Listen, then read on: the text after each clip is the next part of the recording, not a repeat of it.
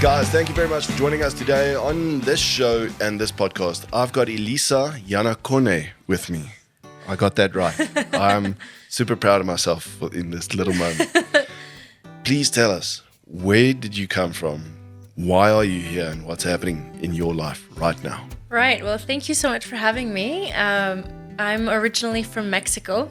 I ended up living out of a suitcase for about 10, 15 years and ended up falling in love with my Airbnb host in Johannesburg, so 5 stars to this country. And then moved to London, and I've always been a cinematographer. I've kind of strayed into multimedia, so done some holographic projections, photography, went down the conflict reporting route and documentary, but also shot some broadcasts. So really, as long as it's cameras, I've always been very involved. Very involved. Now, just touching on that cinematography, because you are an international Canon ambassador. Yeah. I mean, that's major. That's not an easy road or an easy channel to get into. It's very seldom that we find Canon ambassadors. It took a while. It took a few years. No, it's true. I mean, I think I started using Canon since I was in film school. I left Mexico when I was 18 and I went to Toronto because I got a scholarship to go study there. And I could not afford anything. So I did the Mexican thing where I bought a bag of rice and a bag of beans and ate that for a few months to try save as much as I could to buy my first Canon camera, which is a 40D, which was just stills, but it was just to kind of get a camera of my own. And ever since then, I've gone through many different iterations of Canons, but just shot all over the world in different capacities with Canon. It's quite a remarkable journey to go from that first Canon. I remember my first Canon, and I remember that 40D. That was a phenomenal camera when it came out. Yeah. How did you go from stills to video? How did that transition happen, and how did you find it? Well, it was interesting because I think for me they were happening in parallel because I was at film school studying cinematography, but then the camera that I could actually afford was stills. Because at this stage, the 5D range that was, really great hybrid had not come out. And so I think for me it was just about exploring how do you tell a story in a single frame, which felt like an incredible challenge, whilst at the same time learning long form and understanding the differences in lighting and what you can get away with in photography that you can't really in cinematography. So it was a nice kind of beginning on two worlds. And after that, I strayed much more into moving image until I found projects that I thought were much better specifically in photography. So I did multimedia exhibitions where I had a photograph with a soundscape, still mixing worlds, but just really felt connected to that challenge of how do you tell a whole story in a single frame. I find video challenging. I've switched obviously across with the work that I'm doing here now, and I'm still finding putting an entire story together in video is not as easy as people think. No. It really is a form of art. Yeah, absolutely. No, and I think it's a different way of thinking, right? Because one thing is about how much can I put into this image without making it too crazy, right? Which I'm a more is more kind of person, so I put a lot into a still image. We'll get to your stills in a second. But when it comes to moving image, I just think it's the ability to kind of breathe and think about movement, for example, which is the biggest part that I think, how is the movement actually going to enhance your story or tell a story? Like if you have a bird's eye view shot or the classic Orson Welles, angles of really high angles, really low angles, what's that going to make the audience feel? And I think it's a really nice exploratory kind of medium. It's remarkable how that change of angles and views just adds to your entire story. Yeah. It's phenomenal. Video, I've got huge respect for people, and I've had a look at your work, and it is phenomenal. Where can we link people up? Where can they follow you? Where can they see your work? I think it's online. You can go to my Instagram at Elisa Iannacone, which I hope is written somewhere in this so that people can We'll copy have it big and bold on this description. And my website also is elisaiannacone.com. So it's quite simple. And if you just Google me, it's quite easy to get a hold of me as well. It's phenomenal. Now, tell me about the exhibitions that you've been involved in and what you're doing currently in South Africa. I mean, you're a publicized author. Yeah. So I spent about 8 years working on a project on sexual violence, exploring how people were made to feel after the assault. And I came to that topic, unfortunately, with personal experience on the topic. And I discovered that many times when people undergo trauma, the images that stay in your mind are not exactly literal. So there's the event, but then there's feelings that turn into images, such as I feel like I'm trapped in a cage, or I feel like I'm at the edge of the abyss. And because I was from a filmmaking background, I started thinking, okay, I think this is something that I could actually execute on and help people's images come to life. I started shooting it, and it turned out that color was actually very important to people, because I initially thought a lot of people would think of trauma as being black and white, but they were always connected to a color, because maybe their life was symbolized by a dress that was bright and yellow, or because the African savanna is, golden, or so there was always a color. And as a cinematographer, I worked with 25 rape survivors, because each person was attached to one color in the 24 color wheel, plus black and white, which was my artist statement. And so I published a book called The Spiral of Containment: Rape's Aftermath, which is everyone's stories alongside my own. I did that exhibition initially in London at the Oxo Tower in central London, over 5 floors, and then brought it to Constitution Hill in South Africa. So it was running for about a year, up until last year. We had each of the images with a soundscape, so each person photographed was contextualizing that image in their own voice. And we had each photograph in one of the isolation cells at Con Hill, which I thought was quite powerful considering the history of that entity, of that building. From there, I've kind of evolved to telling stories of trauma through the realm of the imagination and magic realism. So I've worked with prisoners of war in Cameroon, with children that have been orphaned, with children that have chronic illness, and most recently I've been developing a project in the Middle East with children that have experienced severe aftermath of war. And so it's always about extrapolating that feeling and then trying to capture it in an image. Well, the imagery that you've created is absolutely phenomenal. It got to a point when I was looking through the work of your body of work, I had to go downstairs and I spoke to Tammy, and I could see she immediately lit up when I discussed this whole thing. And hopefully we can get you here and get an exhibition running in our shop. I would downstairs. love that. It would be great. What is next on the horizon for you? Yeah, so I think the biggest thing right now is developing this Middle Eastern project. It's taking quite a bit of time because I started it before the current war with Israel and Gaza. And now that war has emerged, the whole region is much more challenging to operate in. So I'm trying my best to to put everything together. So that's taking up all of my focus. I'm also in the grading stages of a film that I shot on World War II drama in Scotland, so that's being graded at the moment. And yeah, just focused on more exhibitions. So currently a little bit more focused on getting the stills work out. The book, is it available locally? So there are a few copies locally, and I would suggest if anyone does want one locally to just get in touch with me, because we have a small stock in South Africa. Most of them come from Amazon in the UK or from UK kind of distributors, so it becomes more expensive to bring them back. So we do have a few here, so if you just shoot me an email or get in touch, we might be able to get one. Well, we'll get all your details up on this podcast. Everything will be on YouTube and in the description. We'll put everything in there, how people can get hold of you and follow you.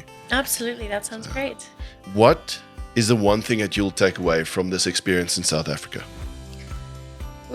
I think for me, what I love about South Africa is that it's a country that has light and darkness. And I think like anyone that works with cameras, we know that light and darkness compose all of our images. And it's really a country where you can see the greatest pain, but also the greatest kind of feeling of survival and resilience and determination. And I think as a creator and an artistic creator, that allows me to really explore the human and like gamut of emotion.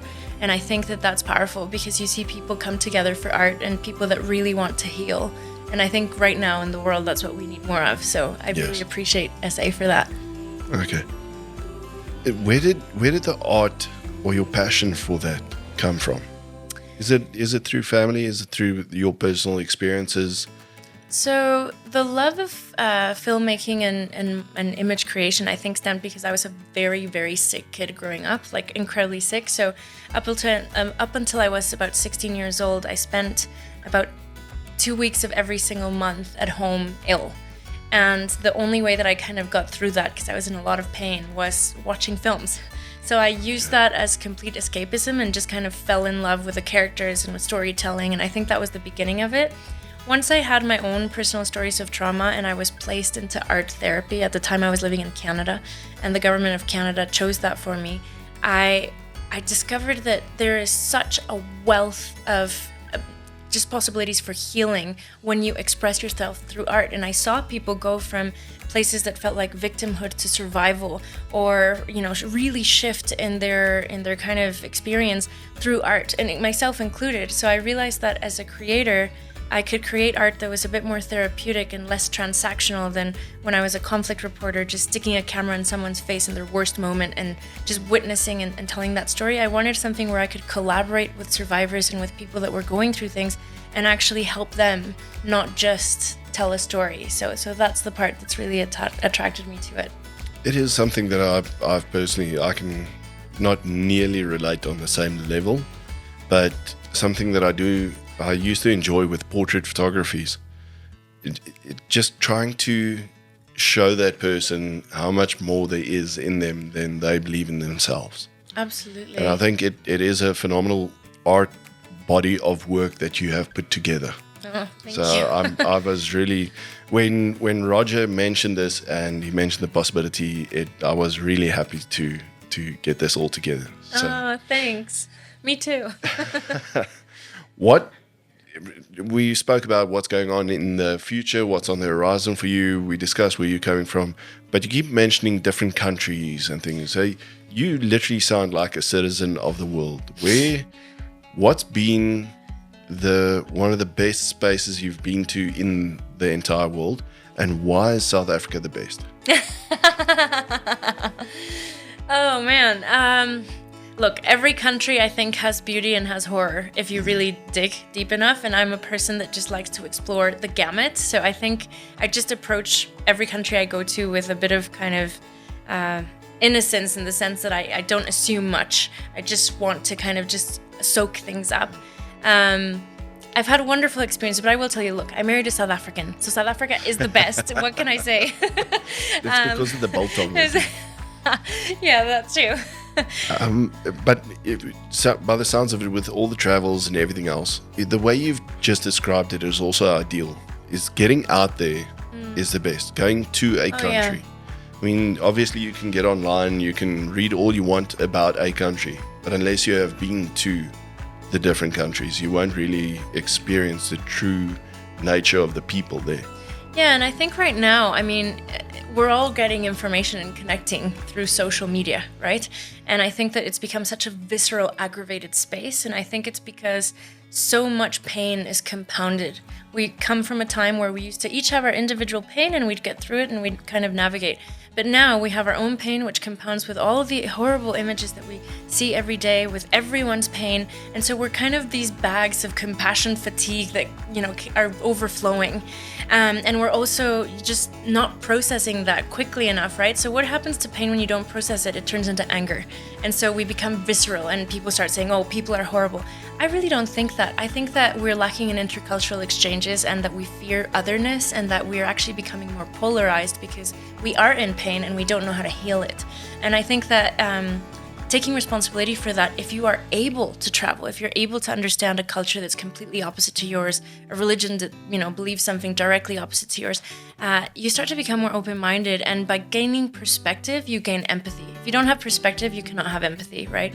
So by being able to open up your mind to otherness and discovering that in the end, we're all humans, we're all headed in the same direction, we're all going to be born and die, it's really that simple. We're kind of getting lost in the plot too much. I think empathy starts to develop and pain starts to subside. So I think that, yes, travel is really important as much as we can. Awesome. I love the energy that's coming out of you, and the just looking forward to what else you're going to create. I want to touch and discuss your images. Your video work, obviously you're a phenomenal cinematographer. But I mean, when I opened your website and I had a look at these images, and hopefully with your permission, we can share some of these images in this podcast. Sure.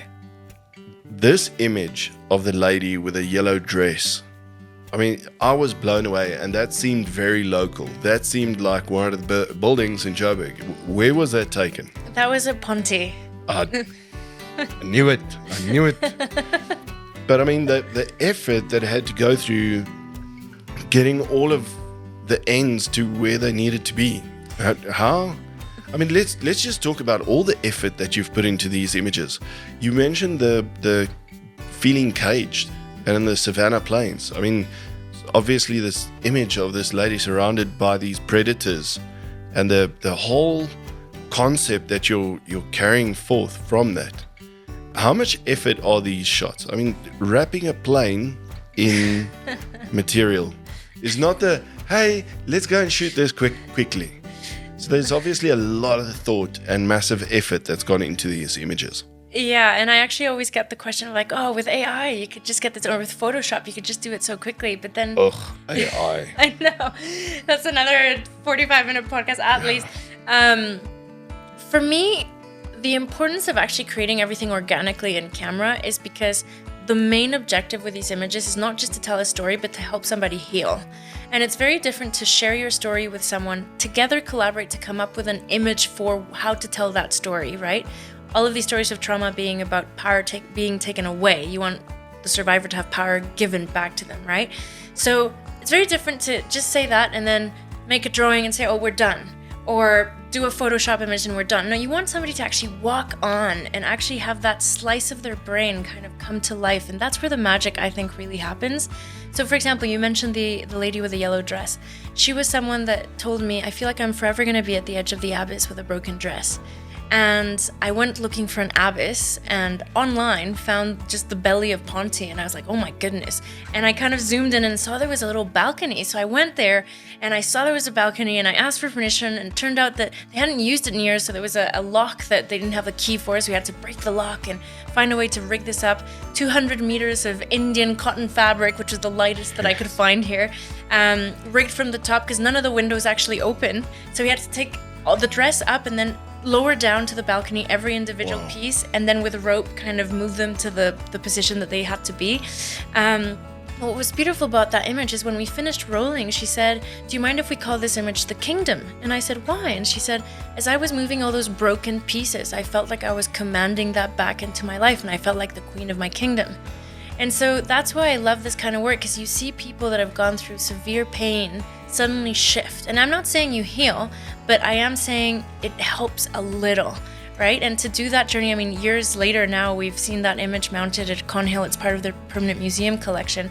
And we actually met very recently, a few days ago, and she said, you know, I feel like that's the image where I went from victim to survivor. And for me to hear that, I'm just like, that took me so many years, you know?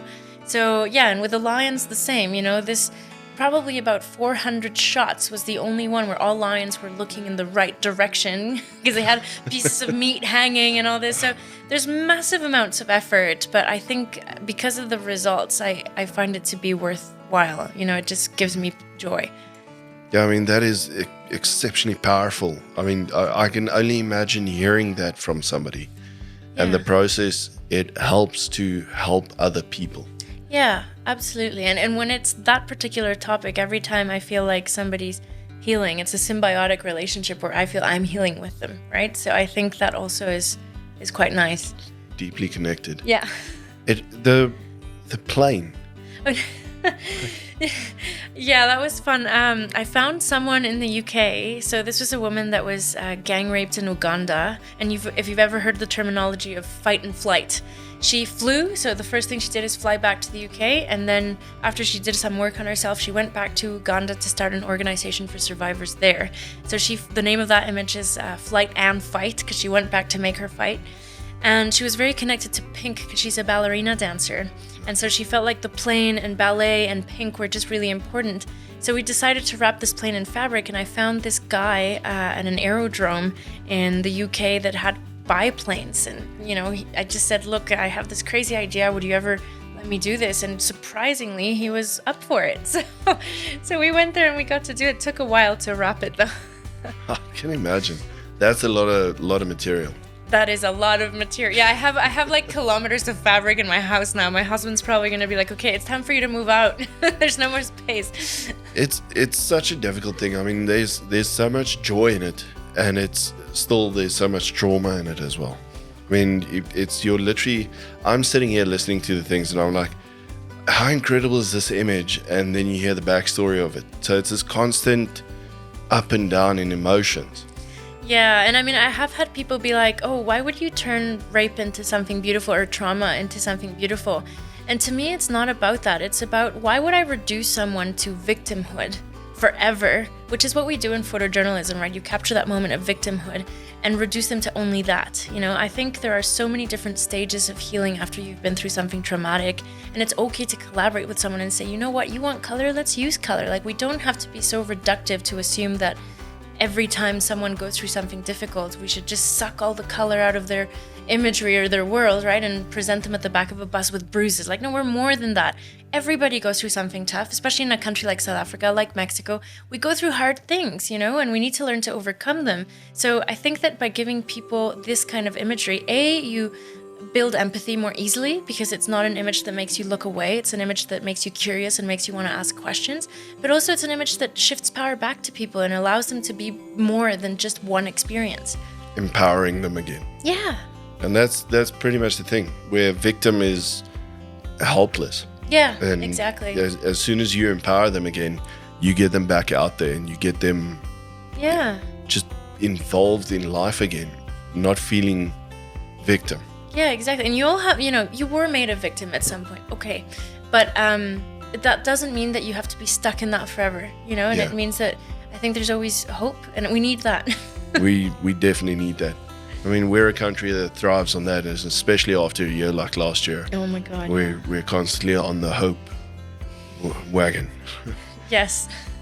Thank you so much for coming in for this podcast. Thanks for having me. I look forward to more of your work coming out, and you definitely have a follower in me. Oh, thanks so much. All right. Guys, thank you very much for joining us. It's another show from Outdoor Photo. Elisa Iannacone. Yes, sir. Got it again. Thank you very much for everything. Thank you for coming through on this drive and having us chat with us. I look forward to seeing you again in the shop and for the exhibition, if we can make it happen. Yes, thanks for having me. Awesome. Thank you, guys. Tune in for more shows. We'll have them running up and soon. Thank you very much. Goodbye.